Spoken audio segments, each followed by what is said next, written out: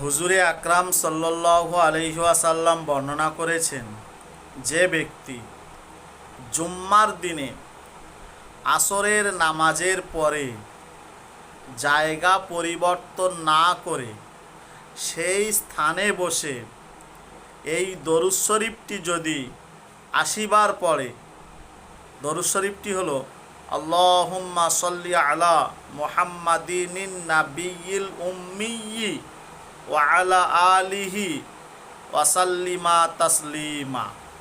আরেকবার বলি, আল্লাহুম্মা সাল্লি আলা মুহাম্মাদিনিন নাবিয়্যিল উম্মিয়্যি ওয়া আলা আলিহি ওয়াসাল্লিমা তাসলিমা।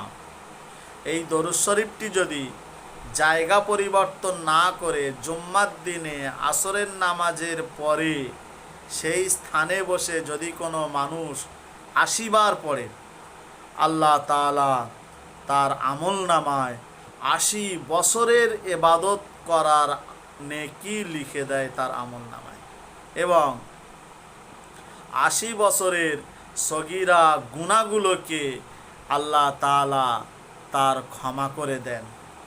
আপনিও এটি আমল করবেন এবং আপনার পরিবার পরিজনদের কাছে এই ছোট্ট হাদিসটি বর্ণনা করে আপনি নেকির অধিকারী হবেন।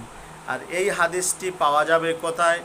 তিবরানি শরীফের মধ্যে পাওয়া যাবে, এবং দারাকুতনি বলে একটা কেতাব আছে, সেই কেতাবের মধ্যে ফাজাইলে দরুদ শরীফ বলে যে চ্যাপ্টারটা আছে, ওই ৭০ নম্বর ওই ফাজাইলে দরুদ শরীফের ওই চ্যাপ্টারে ৭০ পৃষ্ঠাতে আপনি পাবেন।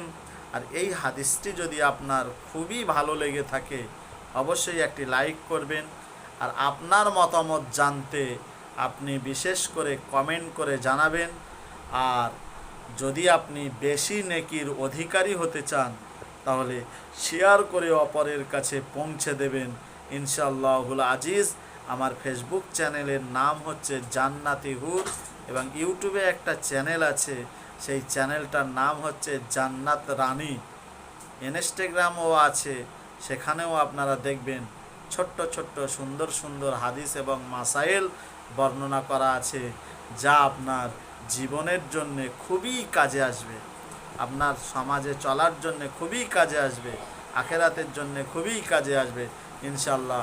আল্লাহ তাআলা আমাদের সবাইকে জানা, মানা, শোনা এবং এর প্রতি আমল করার তৌফিক দান করুন।